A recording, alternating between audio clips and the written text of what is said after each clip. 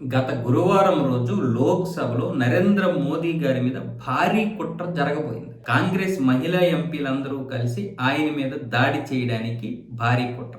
ఎందుకు ఆయన మీద దాడి అంటే ఆయన ఏదో కొట్టేయడము, తిట్టేయడము లేకపోతే చంపడం కాదు. అసలైనటువంటి దాడి ఏంటంటే ఆయన మీద మహిళా ఎంపీలు దాడి చేయాలి. చిన్నగా దాడి చేస్తే అది ప్రపంచవ్యాప్తంగా చాలా పెద్ద ఎఫెక్ట్ని చూపిస్తుంది. నరేంద్ర మోదీ మీద అంటే ఒక భారత ప్రధాని మీద అక్కడ మహిళలే దాడి చేశారు. ఆయన తీరు మహిళలకే నచ్చడం లేదు. అలాగే అక్కడ ఆయన పరిపాలన నచ్చడం లేదు ఎవరికి. లోక్సభ సాక్షిగా అంటే పార్లమెంటు సాక్షిగానే అక్కడ ప్రధాని మీద మహిళలు దాడి చేశారు కాబట్టి చాలా వరకు ఇది పెద్ద ఇష్యూ అవుతుంది.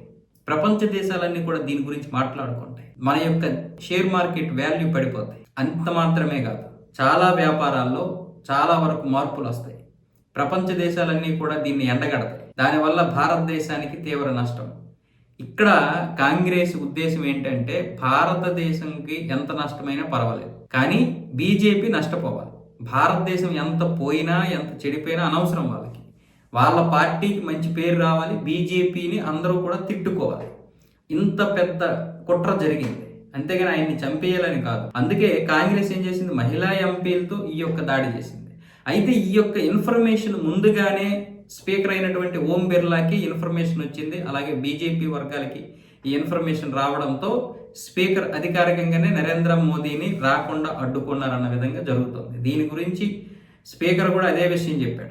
ఆయన మీద కుట్ర జరిగే ప్రయత్నం జరుగుతుందన్న విషయం నాకు వచ్చిన తర్వాతనే నేను ఆయన్ని రావద్దు అని అధికారికంగా చెప్పాను అని ఆయన లోక్సభలోనే చెప్పారు. ఇలాంటి దాడులు జరగబోతున్నాయి అంటే చూడండి, మామూలుగా ఒక పాకిస్తాన్ మనతో యుద్ధం చేస్తే మనం ఎలాగైనా దాడి చేయొచ్చు. ఒక ఉగ్రదాడి చేస్తే మన వాళ్ళు ఏదో ఒక విధంగా చేసి పట్టుకుంటారు. కానీ సాక్షాత్తు రాజకీయాల్లో దాడులు ఏ విధంగా ఉన్నాయి అంటే ఈరోజు పరిస్థితులు ఇలా ఉన్నాయి. కాంగ్రెస్ ఇంతకు దిగజారిపోయింది.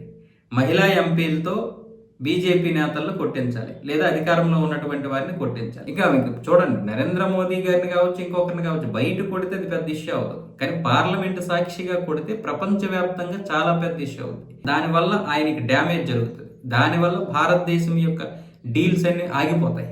రేపు ఆయన మళ్ళీ అధికారంలోకి ఖచ్చితంగా రాడు అని చాలా మంది పెట్టుబడులు కూడా వెనక్కి తగ్గిపోతాయి. దానివల్ల భారతదేశంలో అస్థిరత కొనసాగుతుంది, అస్థిరత ఏర్పడుతుంది. రైతులందరూ కూడా రోడ్ల మీదకి వస్తారు. ఇలా ఎన్నో కుట్రలు ఉన్నాయి ఆ ఒక్క దాడిలో. అంటే ఇది అంత భారీ కుట్ర అన్నమాట.